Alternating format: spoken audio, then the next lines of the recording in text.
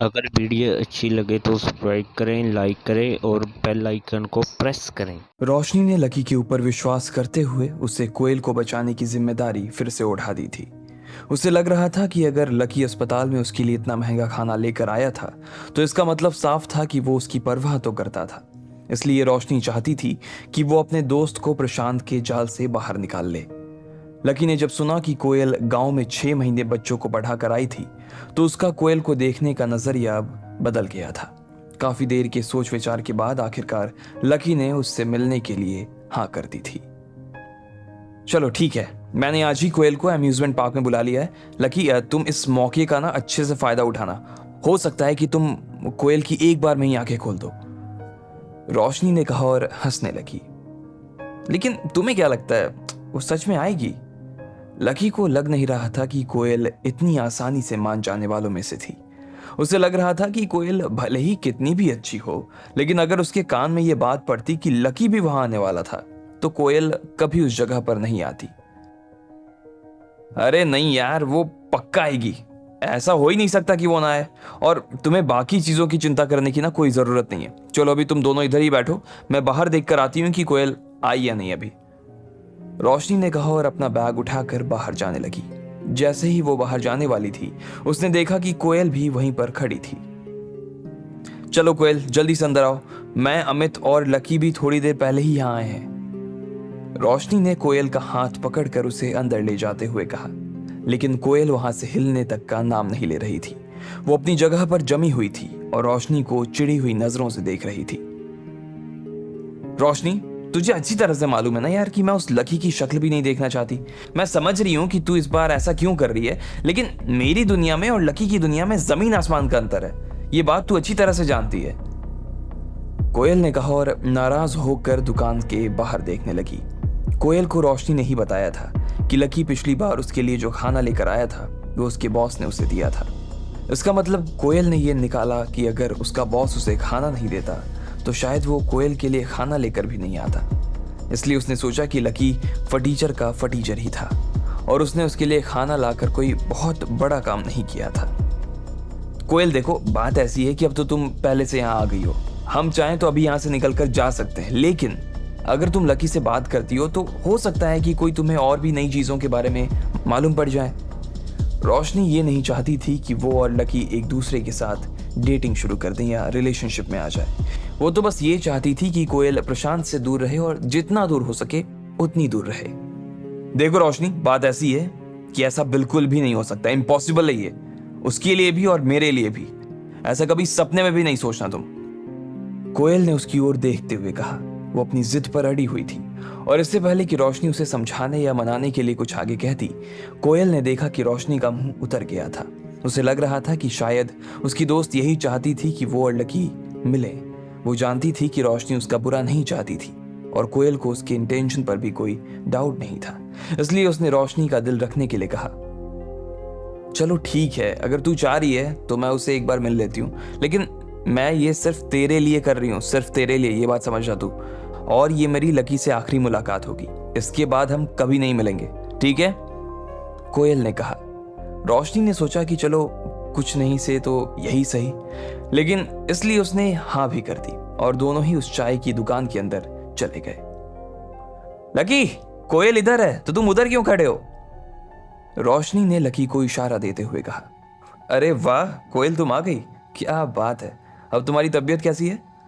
Lucky भी रोशनी के इशारे को समझ गया था और इसलिए जितना उससे हो पा रहा था उतने ही अच्छे से कोयल से बात करने की वो कोशिश कर रहा था।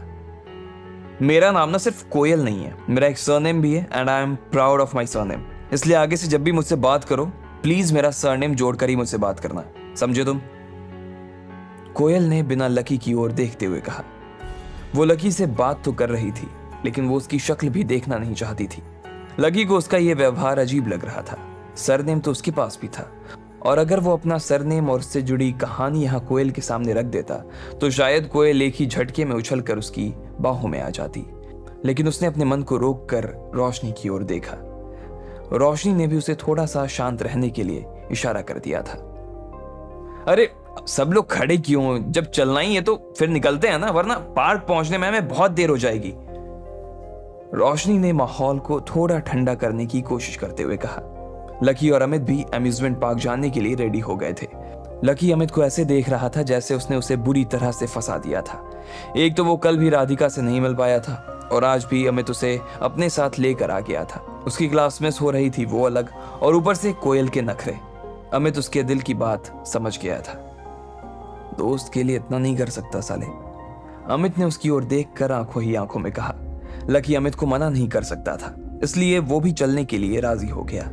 जब सब लोग जाने लगे तो कोयल बीच में ही बोली, सुनो रुको, अभी सब लोग नहीं आए हैं। सब लोग ने कोयल को पलट कर देखा। उसके चेहरे पर एक अजीब सी मुस्कुराहट थी। जब रोशनी को उसकी मुस्कुराहट का राज समझ नहीं आया तो उसने पूछा, कोयल कोई और भी आने वाला है क्या? तुमने मुझे तो पहले बताया नहीं था। मुझे तो यही लग रहा था कि बस हम ही चारों जा रहे हैं। और किसको बुलाया तुमने? रोशनी ने कहा। उसकी आवाज में उसकी नाराजगी साफ झलक रही थी।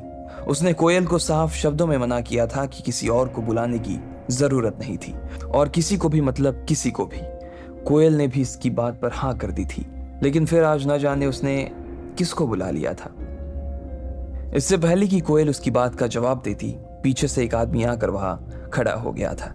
लकी ने देखा कि एक थुलथुला सा आदमी अंदर दाखिल हुआ। उसने एक सफेद रंग की टी शर्ट और बेसबॉल कैप पहनी हुई थी।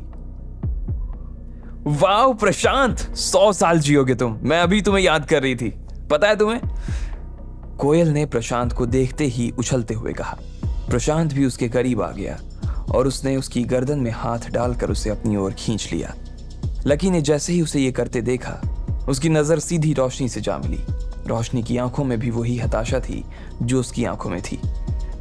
कोयल, प्रशांत भी हमारे साथ आने वाला था। ये चीज तुमने मुझे पहले क्यों नहीं बताई? उन दोनों को ऐसे गले मिलते देख रोशनी का दिल मुरझा गया था।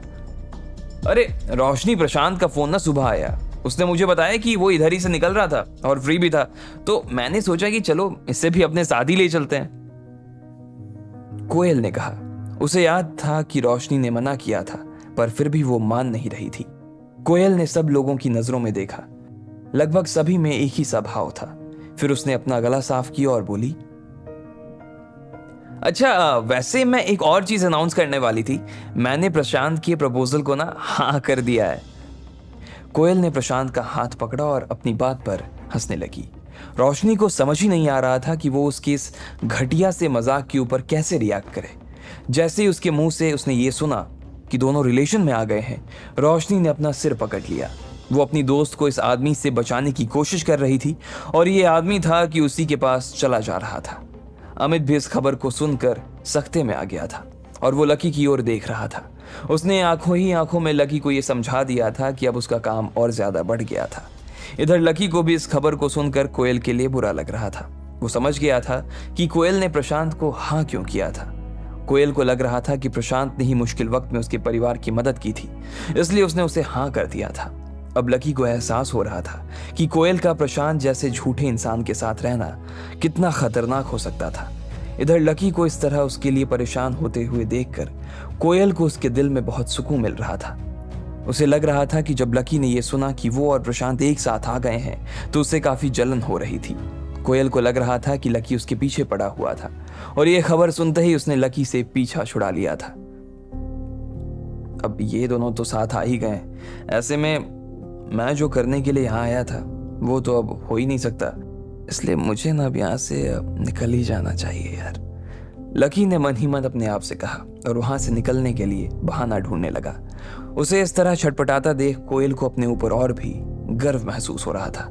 लकी को अब अपनी गरीबी के ऊपर आखिरकार शर्म आ ही गई थी, और इसलिए वो उन लोगों के बीच में ज्यादा देर तक रहने नहीं वाला था। लकी, लेकिन तुम पहले से ही हमारे साथ आने वाले थे ना, और फिर हमने तुम्हारे ही नाम की तो टिकट भी बुक करा ली है, इसलिए प्लीज चलो ना यार। तुम साथ रहोगे तो बड़ा मजा आएगा, चलो ना। रोशनी ने उसे मनाते हुए कहा। लकी का मन नहीं मान रहा था।